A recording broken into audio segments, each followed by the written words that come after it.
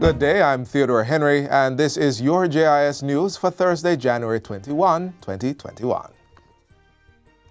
There was an 11% increase to employment in real estate and other business services for the quarter ending October 2020. The Statistical Institute of Jamaica revealed the industry's employment uptick as part of its October 2020 labor force survey, which was unveiled at Statin's digital quarterly briefing on Wednesday. Statin's Director General, Carol Coy, says this was the only industry group to record employment growth for the period, with 11,100 additional persons joining the workforce. The number of employed males in this industry increased by 6,700 and females by 4,400. By contrast, the largest declines in employment were recorded in the areas of arts, entertainment, recreation and other services, accommodation and food service activities, as well as wholesale and retail trade, repair of motor vehicles and motorcycles. Since Statin's July 2020 labor force survey, industry classification has been upgraded to reflect the Jamaica Industrial Classification 2016 or JIC 2016. This classification is a revision of the JIC 2005, which was previously used. The new classification is available on Statin's website. Jamaica's compliance rating with the Financial Action Task Force, FATF, has been significantly improved following an upgrade in 12 of 19 recommendations that were put forward for re-rating. The Financial Action Task Force is the global money laundering and terrorist financing watchdog. Jamaica's upgraded status resulted from the submission of a third follow-up report to the Caribbean Financial Action Task Force, CFATF, in December 2020.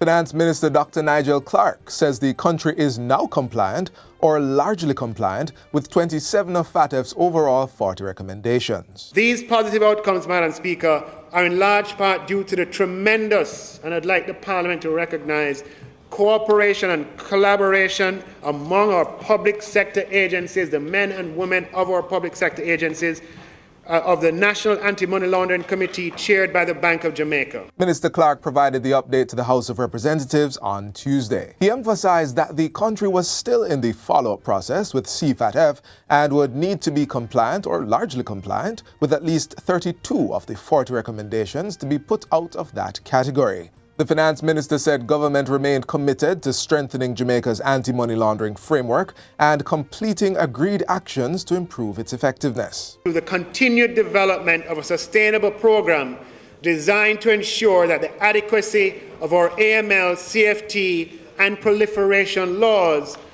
and supporting infrastructure effectively disrupt the benefits of the proceeds of crime and disrupt the financing of any financial crime. In so doing, we are on the road to achieving removal from CFATF's enhanced follow-up process.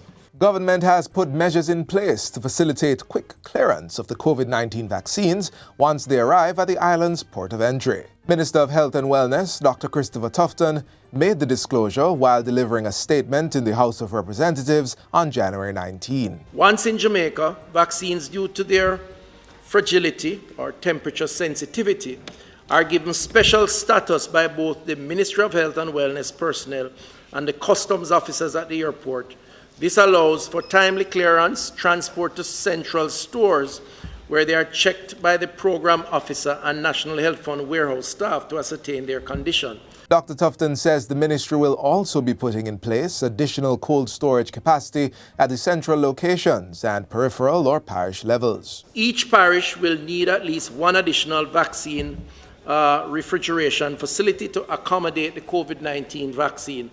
At the central stores, an additional 10 to 20 freezers, as we know them, will be required and put in place. Jamaica will receive 935,676 doses of the approved COVID-19 vaccine through the World Health Organization's Vaccine Global Access COVAX facility. 292,399 doses are scheduled to arrive in April. The Ministry of Health has committed to vaccinating 16% of the population in Phase 1 of its rollout, with priority to be given to vulnerable groups, health personnel, and other frontline workers. Come April 1, the major organized crime and anti-corruption agency, MOCA, will formally and legally be designated an independent agency. National Security Minister Dr. Horace Chang made the announcement Wednesday, saying that since its establishment in 2018, MOCA had consistently conducted its affairs independently. Dr. Chang said the appointment date notice was a requirement under the MOCA Act and a crucial step in the agency's establishment. The formalization of the agency follows months of collaboration between the Ministries of National Security and Finance to finalize the conditions and terms of service for MOCA officers. MOCA's Code of Conduct and Disciplinary Procedures regulations have also been approved.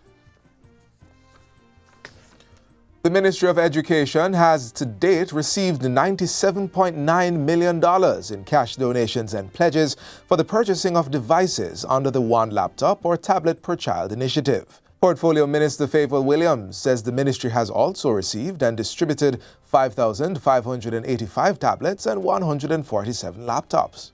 A big thank you to all the companies, individuals, or diaspora, or consul generals, the Ministry of Foreign Affairs and Foreign Trade, alumni associations, and others who stepped forward to help in this initiative to assist needy students to participate in the digital teaching and learning process. The objective of the One Laptop or Tablet per Child initiative is to provide devices for 100,000 vulnerable students by March. And finally, Reggae Month 2021 has gone virtual and is expected to increase and improve the capacity of Jamaica's technical creatives through virtual workshops. The workshops will be conducted in the areas of sound engineering, stage lighting, and stage management, among others. Minister of Culture, Gender, Entertainment and Sport, Olivia Grange, says this is in an effort to fill a knowledge deficit within the creative industry. In this regard, we want Reggae Month 2021 to signal the start of a process of building back stronger towards an even brighter and more dynamic future. February is recognized as Reggae Month each year, celebrating the musical genre's impact on Jamaica's social, cultural, and economic development. And that's it for JIS News Today. I'm Theodore Henry. Thanks for watching.